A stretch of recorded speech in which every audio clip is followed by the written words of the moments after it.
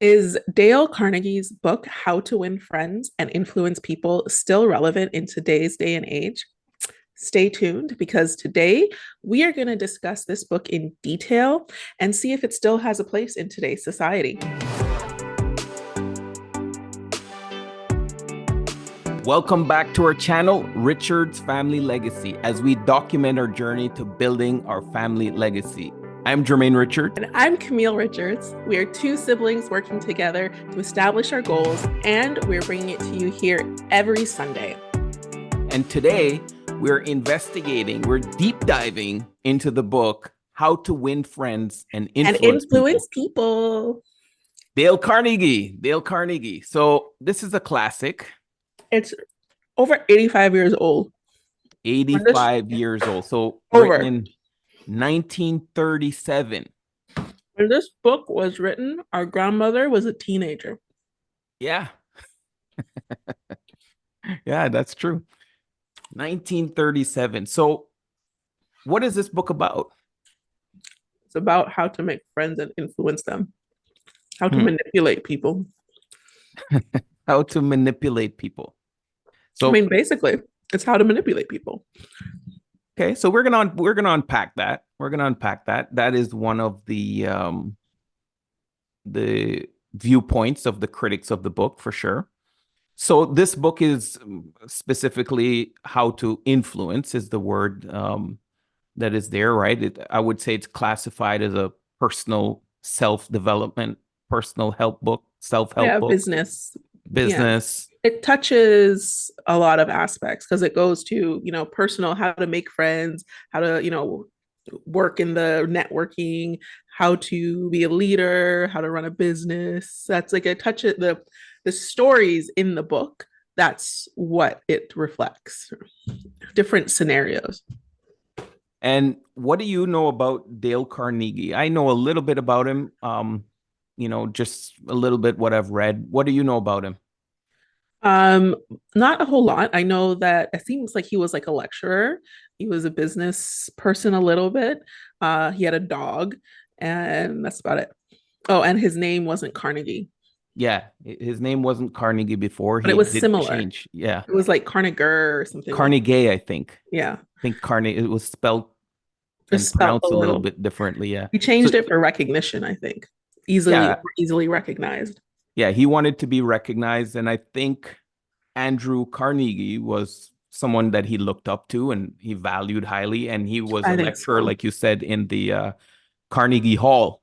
So I think to try and increase sales, to try and influence people, right? He changed his name. Interesting. So what is the major framework? Let's unpack that. Let's unpack the concept of this book.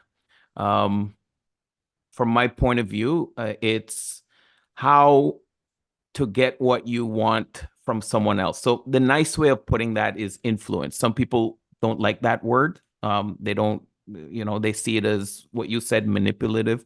But the main concept is, how do I influence someone to get what I want? That's the main principle of this book. What do you say?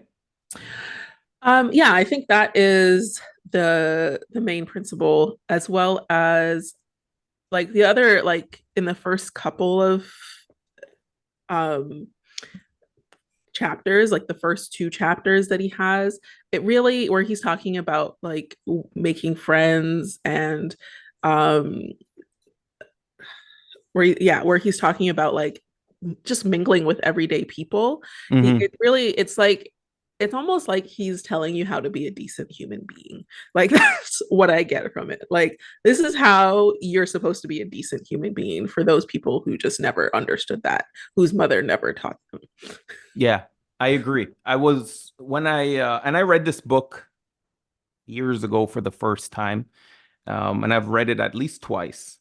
And I've listened to the audio book a bunch of times, including for today's call. And one of the things that stuck out to me every single time is it's just common sense, a lot of this stuff. Right. It's just like, common sense. Yeah, like there was one where there was like a story where he was like at a banquet or something, and like some guy had said something, and he said, "Oh, this is from the Bible," and like Dale knew it wasn't from the Bible, and he like was starting an argument, but it's at this like big event, and then he drew his friend into the argument. Mm-hmm. Sorry. And then the friend was like, "No, he's right." And I was like, "Yeah, I mean, you're at someone else's event. Why get into this big drawn out argument?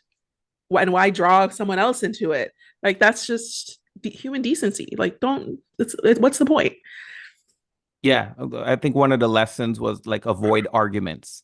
Yeah, that was the antidote in that lesson. In that lesson, right? Of Yeah, avoiding arguments. Now, that's to me, it's common it's sense, common sense. especially if you're in the business world and you're trying to do business with, the person. You're not going to argue with them. To me, Right. that's common sense. And I guess the question is also, and I guess that's something to, to think about, is that this book is 85 years old. So is it common sense to us now, but not, maybe it wasn't common sense at that point. Maybe the Good lessons in point. this book has been permeated, over the almost decade, decade. What, 85 years? No, 8 decades. 8 decades, yeah. Yeah, 8.5 decades. yeah, so over the 8 and a half decades that this book has been around, that those concepts have just been ingrained into society. Yeah. Yeah, yeah. Now, if you look at the book and being able to apply it and how practical it is, because I Mm-hmm. think this is where it's going to tie into why we're even reviewing the book, right? How practical is it? And where can we use it? So, from my perspective, I'll give you mine, and I'd love to hear yours. I think um, if salespeople, for example, they're trying to, you're a mortgage agent or a real estate agent or insurance agent or a car salesperson. I believe that if you are this kind of person naturally, it's okay. Like you're naturally a good human being. Some of the lessons in the book, basically, like you said, is being a good human being. So for one, make people feel important. Okay. That's one of the things. Now, if a salesperson is trying to sell me something and they're trying to make me feel important just so I buy that thing, but they're not doing it from a place of being genuine. And here's the word that I'm going to highlight: genuine. Okay. To me, it defeats the purpose because I'm going to feel that, you would feel that it's not genuine, and you would move away from that salesperson. But there are some salespeople that they're naturally like that. I've met them, right? They're just naturally, they make you feel good. You just feel good about the whole thing. And you're like, yeah, let's do it. They naturally do that. And I think what he was trying to do was duplicate that and try and put it in everyone. But I don't know if I'm saying it the right way, but I think if it's not genuine, it's not really practical. I agree with you, and I think he kind of says it as well, because there's like points in the book, or when he mentions points, he's like, take an actual interest, take a genuine interest, find something that you actually like about the person. It's not just saying find something to compliment, find something you like and compliment, right? So but I think that though there are people out there that again use this as a way to wanting to manipulate people instead of influence people, and they don't actually find the core, like the core in what they're doing, right? They're just doing it as a way to get their end instead of as a way to make a bigger impact. And I think that is what, like you said, genuine, that is where that difference is. Because I think you can take the concepts, like I can take these concepts and I can see where I've maybe been influenced or have been tried to be influenced, where it has worked and not have worked, and then where I've used similar context or similar things into similar concepts into my everyday work, right? Yeah. Yeah, yeah. And same here. I've um I've seen where people have use the same concepts, but not as a tactic. It was, you know, trying to get the solution to a problem. So if I, for example, you know, I'm a consultant, you know, and I use this example all the time because I lead a team of salespeople. So I use this example all the time. I use your example as being a doctor, right? Where the patient comes in, what does the doctor spend time doing? Trying to find out where the patient is hurting and what is the issues. They don't right away. Imagine the patient comes in right away and you just, you know, prescribe them Advil. I feel a lot of the times, salespeople, they have the Advil. Whatever patient comes in, they just try to get them to buy the Advil rather than trying to figure out what is the issue before prescribing. And I think, unfortunately, salespeople are the biggest culprits. They use this wrongly, right? They use this to try and sell the Advil. Some people are going to type in the comments, I know it, but it's just my belief. I think it's being used wrongly. Yeah. So here's my like antidote for that. So I went in my travels, like I've been approached by these like timeshare agents, timeshare people. So there was one time when I was in San Antonio and, you know, I was kind of bored. I was walking around and one guy who's very nice, he was like, oh, you know, we're doing this thing. You can take a tour of this hotel and you can get a free like boat ride or free this. And I had nothing to do, right? Like I was just like, oh, I would love to go on the boat ride. And I kind of am killing a couple hours right now. Sure. I didn't exactly click to me that it was a timeshare, to be honest. I was like, oh, I'm gonna look at a hotel. That was my like idiocy. But I go in and I realize what it is, and I'm like, I'm already here. Okay, whatever. Let's see what they're gonna do. And you know, I remember the lady, she was using, you know, like that yes thing, like get people to start to say To yes. say yes, yeah. She was trying to get me to say it.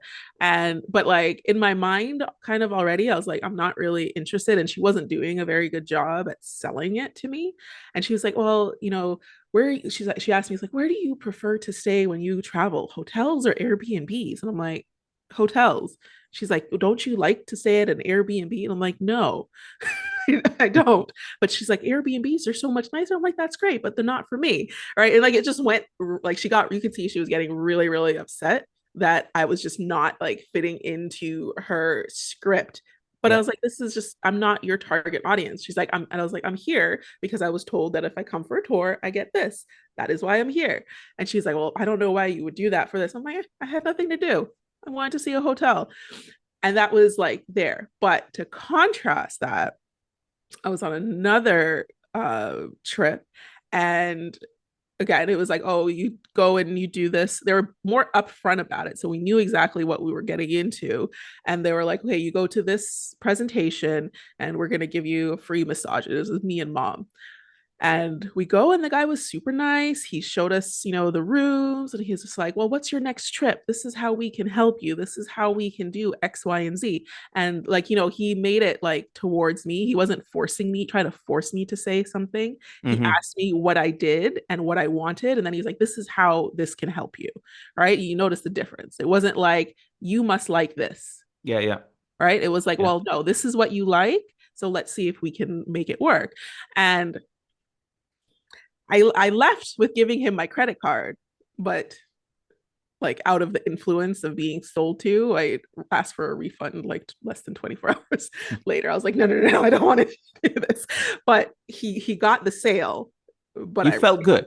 I felt good. I felt You felt confident good. in what he was selling me, right? Like he actually believed in what he was selling me, right? So I was like, I was sold, but then I was like, yeah, no, I don't want to spend all that You money. thought about it afterwards. They call Yeah, it buyer's remorse. yeah, and luckily I could get out of it. So, and I think that's where the what I was trying to say earlier on. It's, you know, one was trying to sell you the Advil, where one was trying to figure out, okay, how can I help you? Right. Um, and it goes back to one of the points that are in the book. And this is where I think a lot of people get it twisted. One of the lessons was to arouse an eager want in other people. Mm-hmm. Now, when you hear that, if you look at it at face value, you might say, okay, if I want to sell this bottle of Advil, I'll go back to that, right? If I want to sell this bottle of Advil, then I got to find pain in this person and tell them this is the cure for it. However, if I want to help somebody, why don't I find out what pains they have? And if Advil happens to be the solution, I'm going to recommend that solution. You get what I'm saying? And I think that's Right. kind of where it gets twisted in today's era, in 2024. What do you feel? What is your take on that? No, I absolutely agree. There's a difference between, having a store and having a product, right? Trying to sell from a store and trying to sell a product. You're trying to make a product be one size fit all when it's never really that, versus having a store with variety where you can say, oh, okay, you're having this, let me give you Tylenol. Oh, you're constipated. Tylenol's not going to help you. You need some Miralax. It's that process, right? Mm-hmm. Which I can understand if you only have one product to sell, that's what you got to do. But you're not going to be able to sell to everybody. And that's where I have an issue with it, Yeah. you know? So, but the book does have some strengths, right? It does have some things that it does really well. What are some of the things that you think that it's done good? So I really like the part about like winning people to your way of thinking, which is kind of what we were talking about a little bit. But there's some parts of it that I was like, I can use this on my patients. But like, because there's sometimes, and it's not about like making patients not want or not get what they need, but it's about making patients understand what they need, right? So for me, like the part of like making, getting them again to say yes, or getting them to think it's their idea, right? That would, I feel like, would make someone leave my office in such a better light than me saying, listen, I can't do your surgery because you're overweight and you smoke and your diabetes out of control, versus being like, listen, you want a good surgery. So in order to do that, these are the three things that we need to get under control. And, we can do a good hernia procedure with less likelihood of complications. Right. Yeah. There's two different ways of saying things.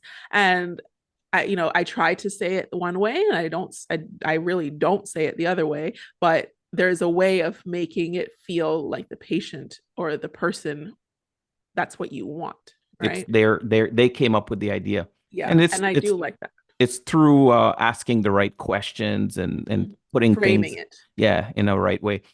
You said that, and years ago I came across this article. You've probably seen it because they've done decades and decades of studies around this area where the doctors that are more aware of their communication and the exactly what you said, they're actually sued less.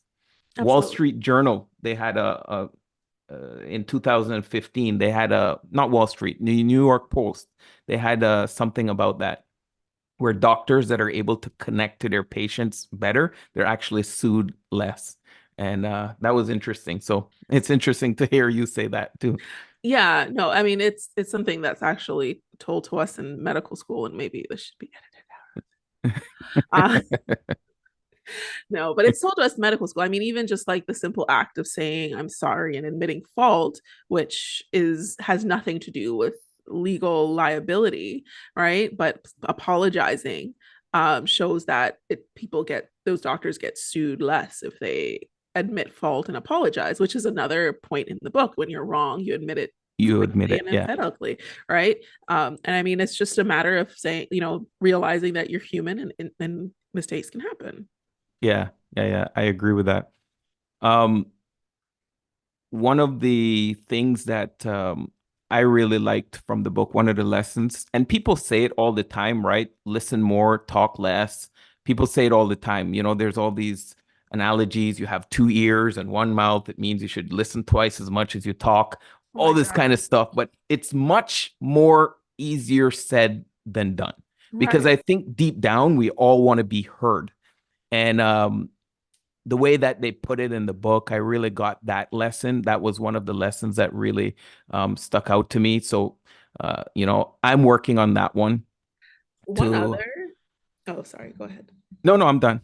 One other that I thought was very interesting, and it kind of helped me a little bit this week because there were some people that just wanted to piss me off, and I did not let it like hold into my like aura. But the one that like everybody just wants to feel important, Mm-hmm. right? Like which is basically the precedent of the entire book, right? Is that every person on this earth, their one goal is to feel like they're important, Yeah. right? So like there was a I was at my clay studio or my ceramic studio, and I think I was just like I was kind of in a groove, so I was a little bit absent-minded, and I was cleaning up, and I like stepped away to throw away like to put the recycled clay into the bin, and I left the the water running. I mean, it may have been 10 seconds. It was not that long.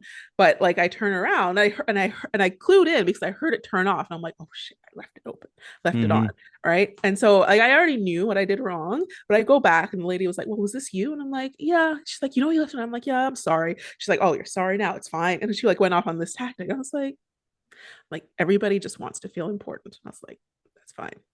I Yeah. just went along with my day. And every time I see her, I smile and I say, how are you? And just make it go on. And it's just that's just what people want to do. And I make it less about me and more about them.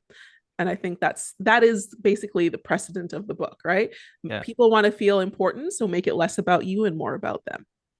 Yeah. And to piggyback on that, another lesson about that is the empathy. Mm-hmm. So understanding other people's perspective before we start talking about what it is that we want. And a place that I found this to be very, very important is with kids, believe it or not. We have to learn how to influence kids. I think gone are the days where you just smack them and tell them to go do it. Even That's did that even work? that's kind of how I grew up, but that doesn't work today. If I tell my kids that, they actually challenge me. They're like, okay, let's see you do it. Let's see you smack me. Right. So Who said that? Olivia or Dylan? both Dylan, both Olivia have said that. But I They're remember, for used to rough example, rough play. That's why. Olivia had this presentation, this play she had to do at school, and she was pretty nervous about doing the play. And, I was being that tough dad. You can do it. You got this, trying to motivate, encourage. But it wasn't until I connected with her and started figuring out what she was going through, those emotional battles that she was having, what her reservations were. And it's okay to be nervous. It's okay to be scared, right? When she told me. And we connected and bonded like you never believe, just because I went on her level to try and figure out what she was going through. When it comes to kids, one of the things that I've learned too is when you're communicating with them, I go down to their level, but I also go on their side and I try to see things from the way that they're seeing it, because sometimes as parents we miss it. It's easy to try and force them, and yeah, you got to do this, got to do that. But influence, I think it's much more not, I don't want to say soft, but a much more efficient way of getting the outcome. I agree. I think it's more effective too. Yeah, Um, that's the word I was looking for. Effective. yeah, Thank you. yeah, it's definitely much more effective. I mean, I don't have kids, but I will say like I've gotten kids to calm down, cool down, even like in the hospital. I don't work with kids currently, but in residency we had to. And the most common thing I do, and actually I do this with my patients too, is that you like just as you said, you get down onto their level, you look them eye to eye, and it just makes them again feel like they're important, right? Because they don't have this towering person above them, but you're right at their eye level, and you're seeing things at their perspective at that point, right? Yeah. both both physically and metaphysically. Yeah, one of the areas is parenting that this book has helped me in the most. I would say parenting. It's it's it's Maybe it's you really need good. to, Dylan is what, 8? You're gonna have to read it again in like 5 years. Well, he's Dale Carnegie is gonna have to do a 2024 version, I think. I'm pretty sure Dale Carnegie is dead. Well, someone better put this thing through chat GPT and get a 2024 version going. Oh boy. No, but I think that's very good when it comes, like I was saying, it has a lot of um it does have a lot, if what's the word I'm looking for? Application. So there's a lot of applications in multiple areas of life. So with work, with friends, with family, with kids, you can use it on a day-to-day basis. If, but at the same time, like it's not new information. Yeah, agreed. Agreed. It's not. Now, because of the nature of the subject, this book has been open to a lot of criticism. Okay. Some of the criticism that I've heard, and I'll read them to you, is manipulation. Um, some critics think that these are just tactics and they could be used for manipulative purposes rather than trying to build relationships. Other critics look at it and they say it's superficial, that the giving the compliments and remembering people's names and things like this, it could be insincere, and if you're not genuine while you're doing it. What are your thoughts to the critics? Do they have valid points? I do think they have valid points, but I think it goes back to what we were discussing before, in that it really depends on the character of the person that are using these tactics. I think if you, for example, me, I'm in a new city, I'm trying to make friends, I genuinely want to get to know people. This is a good way to get myself, in the door and hopefully start to build those friendships, right? But I'm not going to be, consistently doing these things, right? All the time, because I want to, the people need to get to know me too, right? So I'm not going to maintain a friendship where all I do is compliment and listen to them.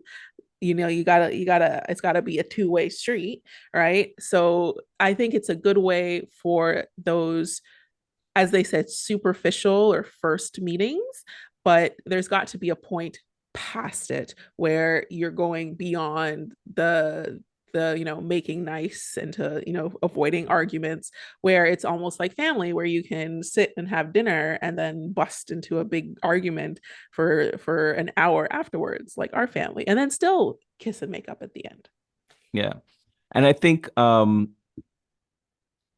your point, one of the things that the book misses, and this is kind of just coming to me now as we're talking about it, one of the areas I think the book really missed, and Jermaine, you're critiquing Dale Carnegie's classic, How to Win Friends and Influence People.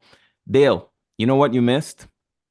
What to do after that first visit. Exactly what you said, Camille. After that first superficial visit, the book doesn't really give any tools, or it doesn't give anything to equip the person to continue to have a meaningful, deeper relationship, which Yeah. is part of influencing. So yes, you can influence, the quick upfront, first one. If you're only going to meet with the person once or twice, very good. But what about after that? What about 3 months later, 4 months later, 6 months later? How to Yeah. keep that influence going? How to maintain the influence? Hey, Right. there's a book. How to maintain the influence. No, absolutely. I think yes, and that's it's something that came to me like after, because he does talk about a lot of situations where these people had these conflicts and then go on to having these lifelong friendships. And I'm like, okay, but they talked about oh, what was something in the book, like they talked about like some random thing, like his house or his office, right? So there was the guy that talked The about stamps this. or The The stamps Office. for the kids. There was the stamps for the kids. There was one, I think, was it Rose? I can't remember who it was, but there was someone who had like this office with wood carvings, and he was only going to get 5 minutes. Roosevelt, I think. I think was it Roosevelt. I think so. Yeah, but and he went into the office and he started complimenting his office, and then he went on to having this big long. It wasn't Roosevelt, it was Carnegie, I think, because he'd given all Was this it? money. Yeah, Mm-hmm. it was someone who had given all the money. But yeah, so went on to having this big long life. I'm like, well, what did they talk about? Did they just talk about the wood all this whole time? Did they just talk Mm-hmm. about how his office looked like? But like, how did it continue? Right? Yeah. Like, is friendship always going to be one-sided? Is that the point of friendship? I don't think so. No, no, it has to be a two-way street. Yeah. But I But think you do have to have a and I'll use the word courter. You do have to have someone that's courting the relationship, right? right. And I think this book equips the courter. Yeah. It but to an extent, right? Once the person is courted, I think this book really won't. Yeah. Not everything is going to be relevant anymore. That other person has to make the next move, I guess. Yeah. Can you think of anything else that the book was missing or unclear? Nothing else that I can particularly think of. I think you cut it like right there is where one of the things that I was considering too. Mm-hmm. And I mean, I think when it does necessarily unclear, but I think at this point, when we look at this book, as I was saying before, a lot of these concepts are already drawn into society where some of them may not work as readily as you think, right? People may see through some of that, especially if it's not genuine, Yeah, right? They definitely could see through what you're saying and what you're doing, and then just find it annoying. very true. Very true. I um I had a friend that I've been trying to connect with for the longest time on a deeper level, right? So him and I, very surface level, and I wanted to have a deeper connection with him. Um, we were talking about some business ventures and things like that, and I just wanted to make sure that we were kind of on the same page. But he was the kind of person, he doesn't really talk much about his personal life. He doesn't get into too much details. And I knew that he liked animals. I knew that he was big with animals. And then I started talking to him, and I got interested in the animals. I started talking to him about it, and he just like opened up. And because of that one connection, he went into one thing, into another thing, into another thing. And today we're like really close. Like, we share all kinds of things. We're really close. We have a great business relationship. And it's just amazing because of that one area where there was that interest. And I got to learn about things as well. So I think the book does have the ability to help us in our everyday life in terms of when it comes to business. If you want to negotiate and get a better deal with the mortgage, you want to get a lower interest rate. You're trying to get a lower price on the house. You're trying to get the deal within your budget. All these things can come into play, and I think can help. So I think it is relevant in some scenarios, and I'll put my disclaimer when done genuinely. Correct. I co-sign that disclaimer. So what do you think? Let's give it a star rating. So a Out of Camille and 5. Jermaine star rating. This is Okay. our first So one. So what do you want to give it out of 5 or okay, 10? let's give it out of let's give it out of 10. Out of 10? Out of 10. Okay. Okay.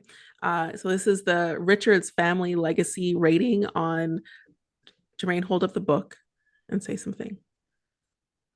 On How to Win Friends and Influence People.